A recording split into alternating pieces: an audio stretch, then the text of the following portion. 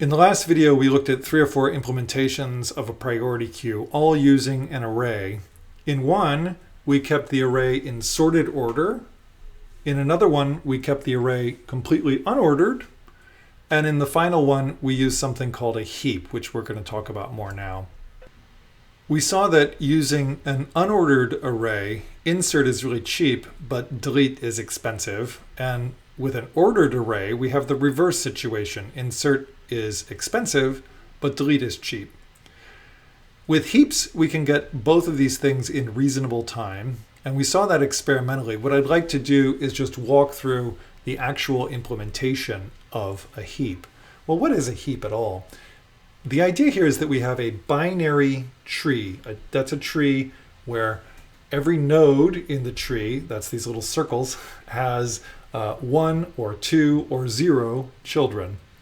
This is a complete tree, and what that means is that it's going to be perfectly balanced except for the bottom row, which is always going to be filled in from left to right. So this is a very particular shape of a tree. The important property of a complete binary tree is that the height is logarithmic with respect to the number of nodes.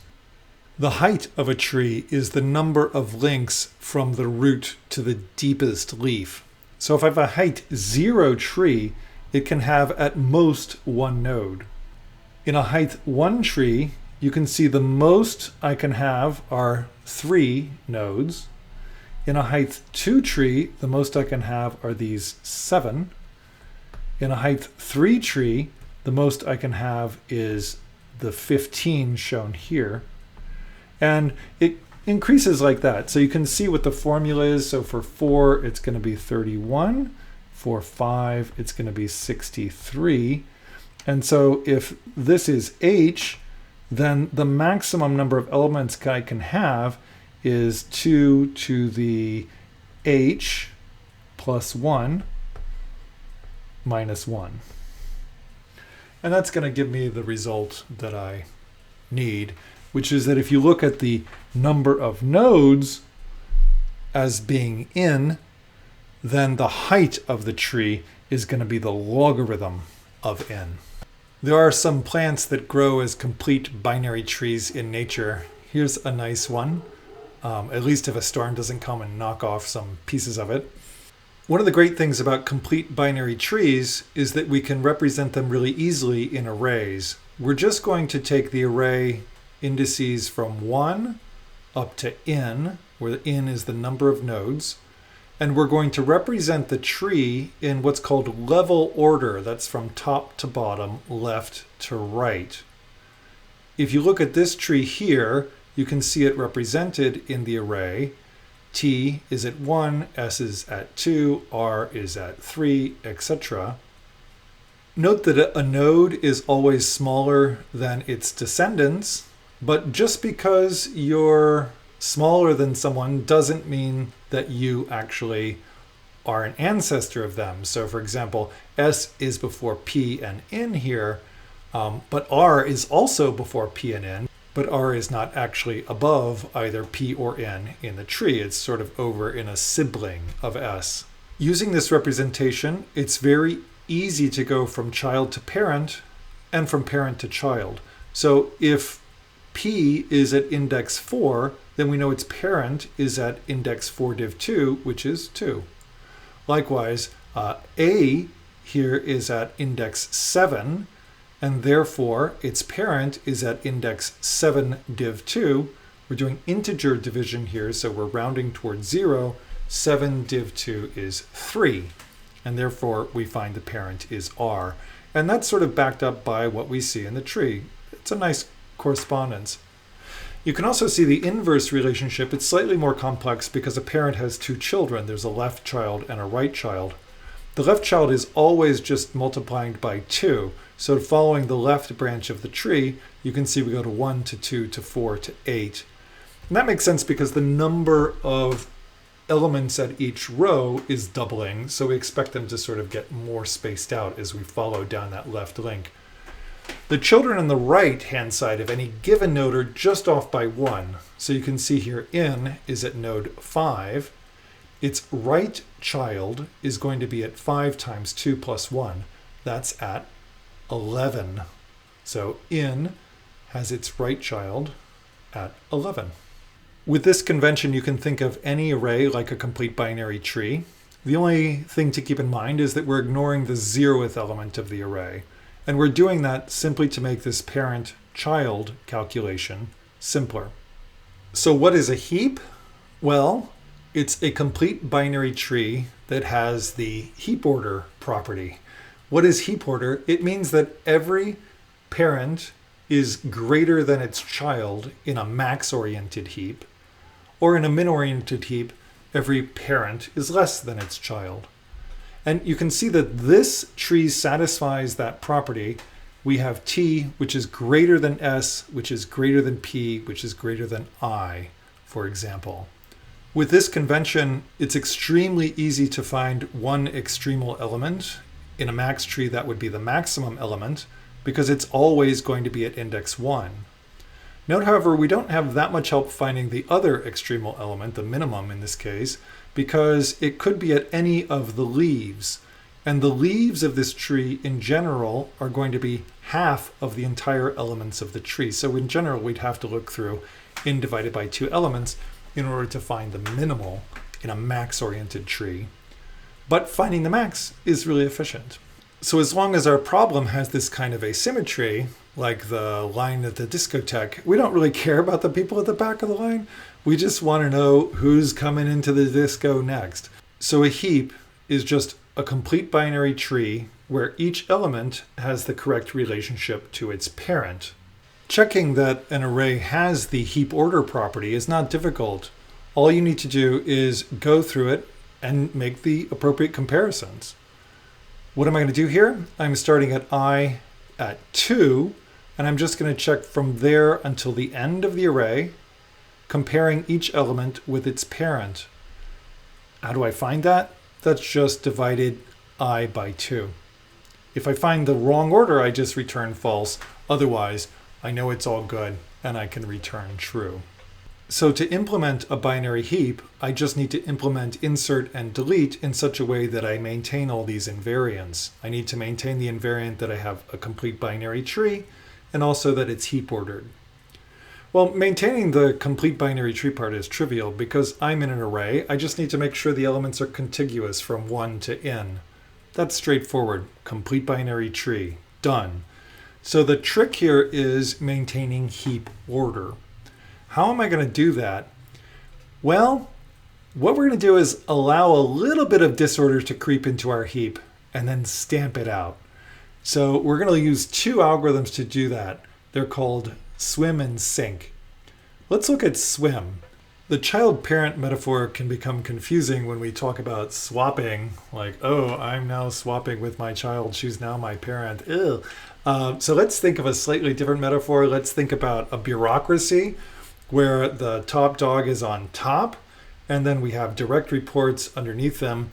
And at each layer, we're going to have at most 2 direct reports. So what happens here if T is doing a really good job and they have now exceeded expectations? P instead is slacking off. They're starting to lose their charm. And what we need to do is swap T up to make it higher up in the tree. So what we've noticed here is something that violates the order. T is larger than P, and so we need to swap them to get them in the appropriate order. Well, we can achieve that just by exchanging the kth element and the kdiv2 element. That's straightforward. But note that once we've done that, we may still have additional order because look, T here is so good, they're actually going to take the top dog position. And so we need to recursively repeat this until we get this one out of order element, the poor underling, up to the top, out of the mailroom into the CEO's office. And we're going to do this repeatedly by going up the tree. And note we're doing that by dividing by 2 at each iteration. So each iteration cutting the problem in half, going up the tree. You can see that swim here will execute in logarithmic time. We also need to be careful to stop for one of two reasons. Either this element has found the appropriate level in the order, or we've actually gotten to the top. So those are two different possible stopping points. There's a related notion in management called the Peter Principle, which says that every employee is going to rise up in the bureaucracy until they can't rise any further. They've become incompetent relative to the next level. And the depressing thing about that is Peter believes that everyone is eventually going to be incompetent in their job because they inevitably rise up. That's not true here because we don't have enough space at each level. So there's not enough room to have these incompetent nodes in here. Everyone's going to seek their correct level. The other thing that can happen, though, is we might have like one node here is down too low. We might also have one node too high. And when we have one node that's too high, we need to sink it down. Sinking a node is slightly trickier. What we need to do here is look at my two children, decide which of them is the better child, and then swap with respect to the better child. So here we have H, which is out of order. And it's out of order because it is lower than P or S. And so what I want to do in this case is pick the larger of the two children. Note that I can't, it's not an arbitrary choice. I'm not allowed to put P above S. I need to put S above P in order to maintain the heap order. So what I'm going to do is find the larger of the two and then compare myself with that. If we're out of order, then I'll go ahead and do the swap. And again, we need to do this recursively. And again, there's two ways that this could end. Either we fall off the end of the array, or we find that we are actually in the right order. In this case, the authors of the textbook have written this as two different escapes. So the while loop bound, and then the break within the loop. In the management metaphor, you can see this as a power struggle between underlings. So P and S here are vying to replace their incompetent boss. And who's going to win? Well, the more competent one. So S is going to go up and be the winner. Such a dog-eat-dog metaphor. Once we have sink and swim, doing all the coding is actually straightforward. For insert, we're just going to put something in at the end of the array and then swim it up. For deletion, we're just going to take out the first element, and we're going to do that by swapping it with the last element and then removing it. This very likely makes an incompetent mailroom clerk the CEO of the company, and they need to sink down in order to find their place. The authors of the textbook created some animations to show you how this works in a heap. As you know, I prefer to generate such animations automatically, and so I wrote some code to do that. I've got the code example from the textbook here. I just did it with numbers instead of letters because I find letters hard to remember alphabetical order. And it's also a min heap here instead of a max heap. But this is the same structure that they have in that example. What we're going to do here is insert 2 and try to get it to the correct place. Well, I should back up. Let's just make sure that what we had in the first place was indeed a heap. 1 is the root, 4 is greater than 1, 3 is greater than 1, 6 is greater than 4, 8 is greater than 4, 5 is greater than 3, 11 is greater than 3, etc. And so the elements are all in the correct order. It's useful to note that this is not a sorted array. You can see here that in the array representation, I have 1, 4, 3. So 3 is out of order with respect to 4, and so on. There's other elements as well. But this is heap ordered. That's all I need to be a heap. I don't have to be fully sorted. When I introduce 2, I violate heap order, and therefore I need to swim it up before I call that insertion done. What we're going to do is simply compare 2 with its parent. We'll then swap them. Then we compare 2 with its new parent. We'll swap them. Then we compare 2 with its new parent. We're done. Now we're going to perform a delete min operation. And that delete min is going to take 1 out of the array. The way we do this is simply by swapping 1 with the last element 8.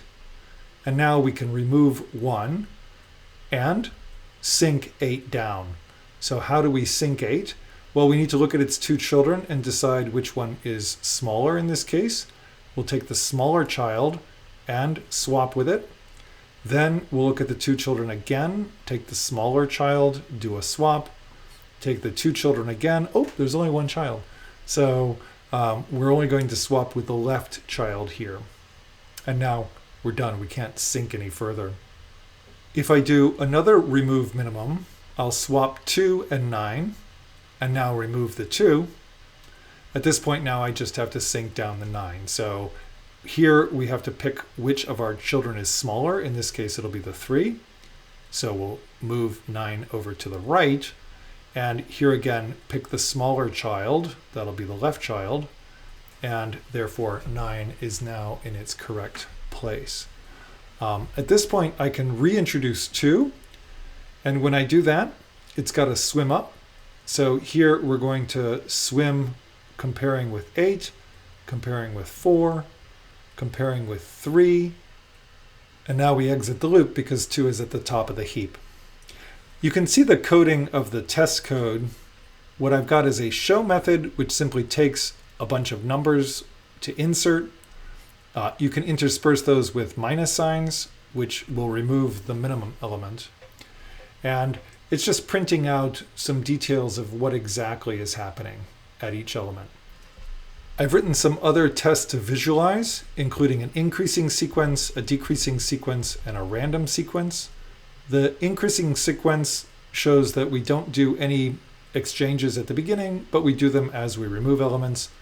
In the decreasing sequence, we do exchanges both while we're putting things in and while we're taking them out.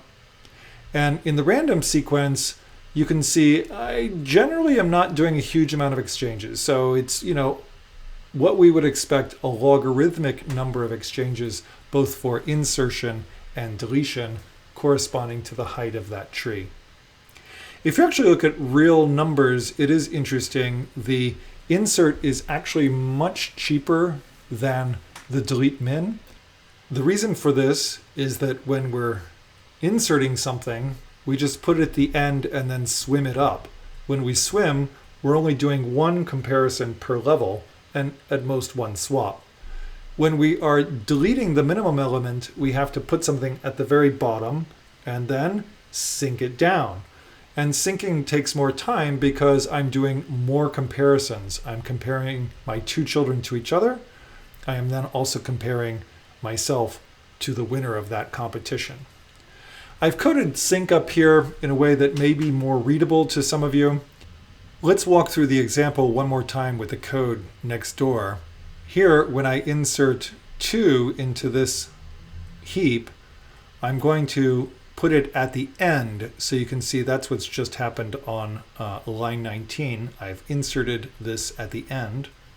And now I'm going to swim up. So what does swim do? It compares the kth element with the kdiv2 element and exchanges those. So this is me, k, and my parent. We'll do the exchange and now set k to be the index of what was my parent. So looking at the parent and the grandparent at this point, we'll do another swap. We now exit the loop because the comparison fails. The kdiv2 element now is smaller than this kth element. What happens when I go to delete something? Well, when I delete the minimum element, I'm going to exchange this with the last element. And now I'm going to remove that last element. And then we're going to sink the element at index 1. So what happens when I sink? Starting with k equal to 1, the left child will be 2 and the right child will be 3. What we need to do now is find the champion of those two. Well, it's possible that I don't have a right child, even though I do have a left one, so I need to be careful. If there's no right child, or the left is actually the smaller of the two, then I'll make the champion the left child. Otherwise, I'll take the champion to be the right. The right child does exist, and it's actually the smaller of the two. Now I can compare this element with the champion. So here the champion would be 2. When I compare them, 8 is indeed out of order with respect to 2. Therefore, I do not break. I will instead do the exchange and now set k to be my champion child. So k is now going to be 2, and we'll be looking at the children, which are 4 and 5. In this case, 5 is the smaller child, and we will swap 5 and 2. In this case, in is 10. So I have a left child, but no right child. The right child would be at index 11. They're not there. So I'll take the left child to be the champion, do the comparison. To see a more flexible version of this priority queue that's not sort of tied to doubles the way I've done this implementation, you can look at the author's code for the min PQ and the max PQ. These use comparable objects and comparators to set up the priority queue's ordering operation. They also use a resizing array technique in order to deal with the capacity issues. This means that the running time for insert and delete are amortized logarithmic time. They're not actually logarithmic time because we may have to resize this array every so often. If you want something where each individual operation is guaranteed to have logarithmic time, you need to implement a binary tree using node classes, kind of in the way that we implemented the linked list, and you'll see that next quarter. Here we've got a really good implementation, though. It's just amortized logarithmic time due to the potential necessity to double the size of the heap as we go. Finally, it's worth noting that the code written by the authors of the textbook uses Java's generics to make a priority queue with any kind of object inside of it. And the use of generics does complicate the code in non-trivial ways. It's not rocket science, but it's annoying. So don't get too lost in the complications of the generic types and the comparables and all that. Just look at the basic heap implementation. If you understand this, then you can say you understand heaps.